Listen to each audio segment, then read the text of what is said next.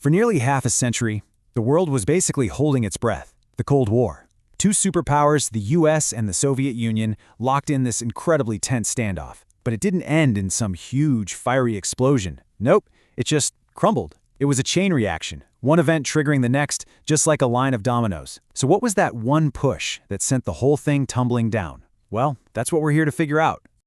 It sounds kind of crazy, doesn't it? The idea that decades of nuclear tension and global rivalry could all be undone by a single moment. But the trigger wasn't a battle. It wasn't a treaty. It was an announcement. Just a few words that changed everything. And we are going to get to the bottom of exactly what was said. Okay, so to understand how it all ended, we've got to rewind back to 1985 and go inside the Soviet Union itself. Now, this wasn't the mighty, unstoppable empire that many people in the West still pictured. The reality, it was a superpower on life support, teetering on the edge of a total collapse. That first domino was already wobbly.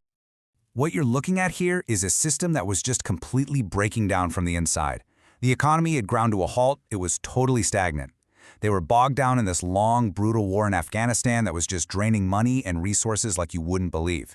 And for everyday people, it meant shortages of everything. We're talking basic stuff, from food all the way up to cars. So naturally, people were getting fed up. The whole foundation of the country was cracking. And right into the middle of all this chaos steps a new leader, a guy named Mikhail Gorbachev. Now, he could see the writing on the wall. He knew the old way of doing things was a dead end. To have any hope of saving the Soviet Union, he had to try something radical. And it was a massive gamble. So his first big move was this policy he called glasnost. You've probably heard the term. It literally means openness.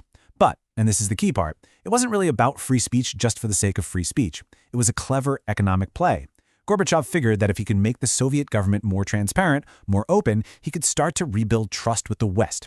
And that trust was the key to getting the trade and investment he desperately needed to fix his broken economy. In this chart, it really shows you just how mind-blowing his ideas were at the time. I mean, think about it. Under traditional communism, the state controlled absolutely everything. You got what you were given. There was zero reason to work any harder. Gorbachev comes in and completely flips that on its head. He starts offering individual incentives. If you work harder, you get rewarded for it. It was the first tiny step away from total state control and towards something that looked a little bit like a market economy. For the Soviet Union, this was revolutionary stuff. Now, all these reforms cost money, right?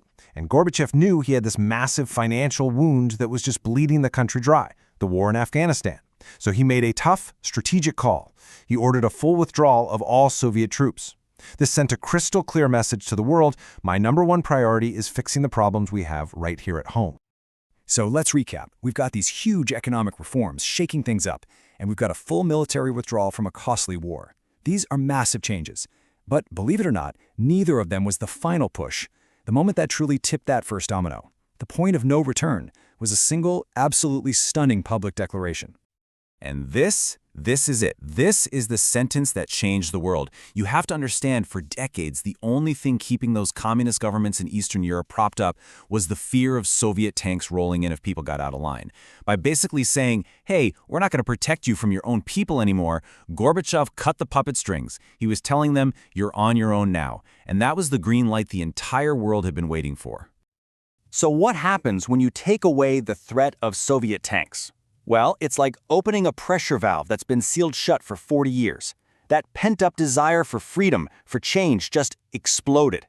What came next was a cascade of change so fast, so sudden, it left the whole world completely stunned. Of course, the most powerful symbol of the entire Cold War division was the Berlin Wall. International pressure had been building for years to do something about it. You probably remember Ronald Reagan's famous speech from 1987. But here's the thing. After Gorbachev's announcement, it wasn't up to presidents or prime ministers anymore. The power was now in the hands of the people on the streets. And just look at how fast everything fell apart after that. This timeline is wild. November 9th, 1989. Boom! The Berlin Wall is opened, torn down by ordinary citizens. That one event sparks a wildfire of revolts across all of Eastern Europe. By 1991, the Soviet Union itself just dissolves, as its 15 different republics all declare independence. This domino effect even triggered other changes, like the violent breakup of Yugoslavia and the peaceful split of Czechoslovakia. In the span of just a few years, the entire map of Europe was redrawn.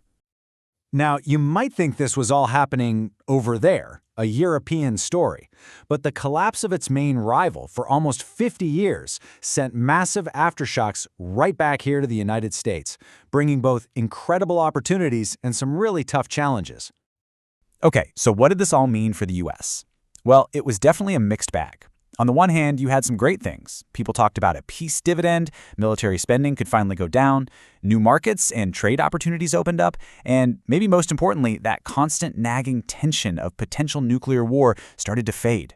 But there was a real flip side. Less military spending meant closing down a lot of bases. And that wasn't just a number on a budget sheet. It meant real layoffs for both military members and civilians, causing genuine economic hardship for entire towns that have been built around those bases. So there you have it. A single declaration, born out of economic desperation, accidentally triggers a chain reaction that ends a 45-year global standoff and completely reshapes our world. It really makes you think, though, right? The end of that one massive, world-defining conflict didn't mean the end of all conflict. It just created a whole new world with a whole new set of problems.